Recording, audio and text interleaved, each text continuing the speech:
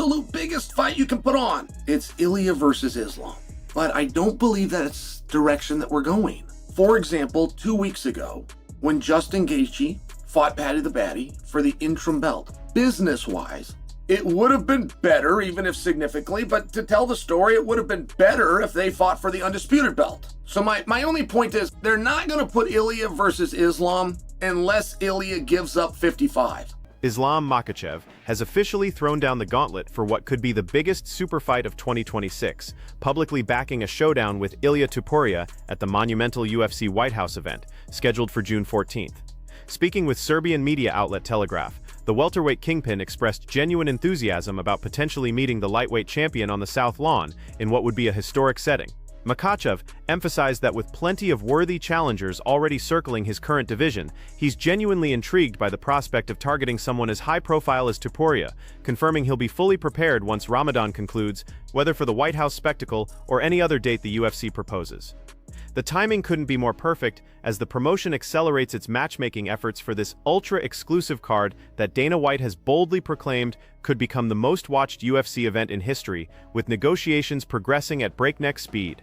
While Justin Gaethje has emerged as the primary frontrunner to face Topuria in a unification bout following his interim championship victory over Dustin Poirier, Tupuria's recent personal struggles temporarily derailed his momentum, though he's now confirmed his return to full-time training camp preparation.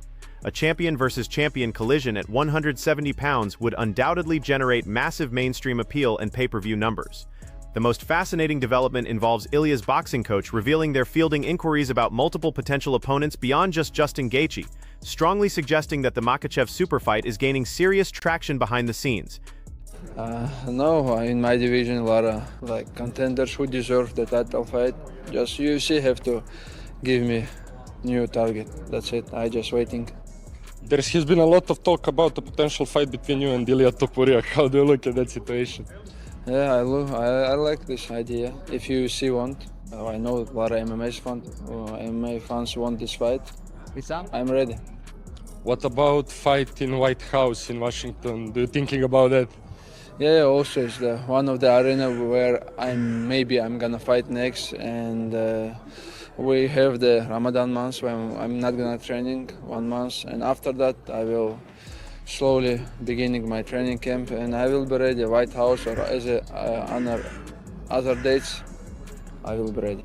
Shara Bullet has launched a scathing verbal assault on Ilia Topuria, branding him fundamentally overrated while systematically dismantling the legitimacy of his championship journey, instantly dividing the MMA community into passionate factions. While Shara acknowledged Topuria possesses undeniable skill, his central argument focused on questioning whether Ilia's title reign truly represents the elite-level dominance that fans and media consistently celebrate in their coverage. Magomedov's critique centered on his belief that numerous pre-championship victories came against questionable opposition, and when Topuria finally stepped up against genuine elite competition, favorable timing played a crucial role in his success rather than pure superiority. He specifically highlighted Charles Oliveira being mentally and physically drained from consecutive brutal wars, Max Holloway carrying extensive damage accumulation from years of featherweight battles, and Alexander Volkanovski no longer operating at the peak performance level that previously made him virtually unbeatable across 2 divisions. This public criticism represents another chapter in Shara's ongoing pattern of targeting Georgian fighters, having engaged in multiple heated conflicts with athletes from that region throughout his professional career. Almost immediately following these inflammatory remarks, Ilia's coaching staff responded with perhaps the most audacious prediction imaginable regarding the upcoming Justin Gaethje bout, delivering a straightforward declaration that Topuria will secure a knockout victory in the opening round during their very first exchange. Meanwhile, Magomedov finds himself linked to a fascinating grappling exhibition against Alex Pereira that could materialize in the coming months. Interestingly, Chael Sonnen has emerged as a dissenting voice, arguing that Ilia Topuria shouldn't be installed as a significant betting favorite against Justin in their anticipated unification clash. That's a big fight. I'm not arguing for you how competitive it is, but I am arguing for you don't get better at something by not doing it. I do think our best version of Ilia is not going to be the next version we see of Ilia. I think that those breaks matter, and even if it keeps you even, he could still win. And even if it brings you down a little bit, he can still win. Ilia is really, really good. But we've disrespected Gaethje enough over the last month, haven't we? I mean, we sent him out there against Paddy as a 2-1 underdog. My own partners of DraftKings, and I supported it. I did not think Gaethje was going to win. History says it generally goes to the younger guy. Gaethje's talking about this could be my last fight, release me, I don't even want to be here anymore. And generally when a guy talks like that, he's got one foot in and one foot out and it doesn't go well. Gaethje looked like one nasty son of a gun to me. So this whole idea that Ilia's going to come back and that belt is just waiting for him, that's a little bit strong. Or the whole idea that if we want to create a narrative where perhaps the great Ilia could lose, the only way we can do that is to move him up a weight and go against Islam. I'm not quite there.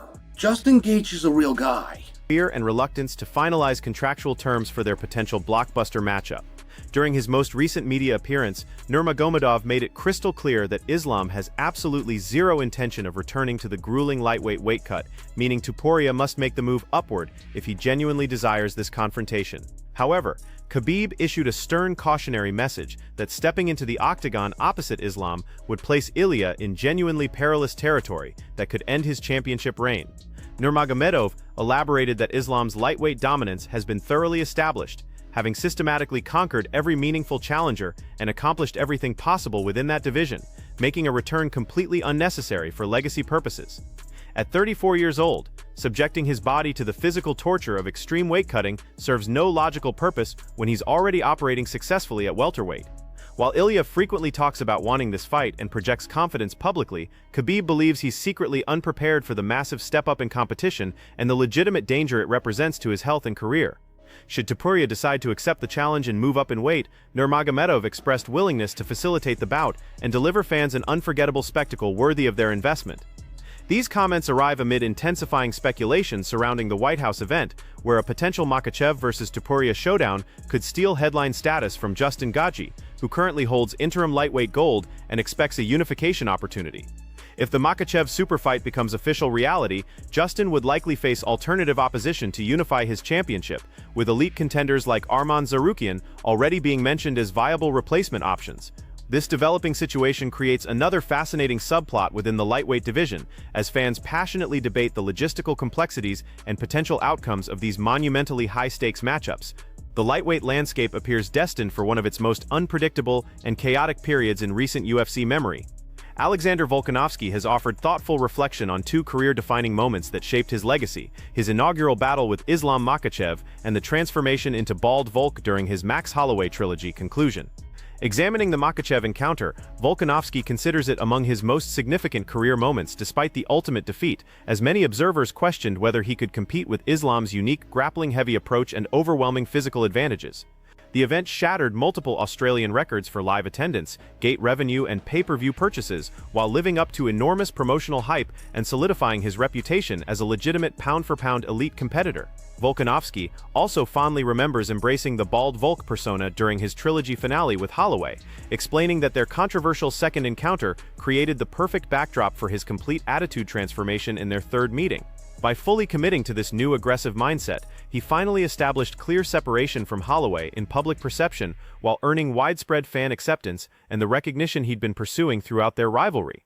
For Volkanovski, both experiences represent crucial chapters in his professional evolution, one demonstrating his ability to compete against the world's absolute best, regardless of stylistic disadvantages, the other proving he could capture fan loyalty while maintaining championship-level dominance. Even though you didn't win that first fight in Perth, what did you gain from fighting Islam? It was very high level and no one's really pushed into that level since. Well, we know how good Islam is till this day, look what he's doing. And everyone knew that back then. It's just he hasn't faced the guys yet to even get that type of resume. Even though his resume was still good, it wasn't the resume what he's got now, but everyone knew he was that good. And me moving up against a guy that's got that style, everyone thought there's no way. So for me to go out there and do what I did, and a lot of people thinking I won, and just having that type of fight, me still being pound for pound number one, was still crazy. Like for us, and we broke records here in Australia when you talk numbers and gates and pay-per-views here in Australia, everything like that. So it was a massive fight. It lived up to the hype, the storyline, everything around it was just incredible. And a very, very big part. Even though I lost, I still think it's probably the biggest moment of one of the biggest moments of my career. Appreciate you tuning in. Remember to hit that like button and subscribe to stay updated with daily MMA news and analysis.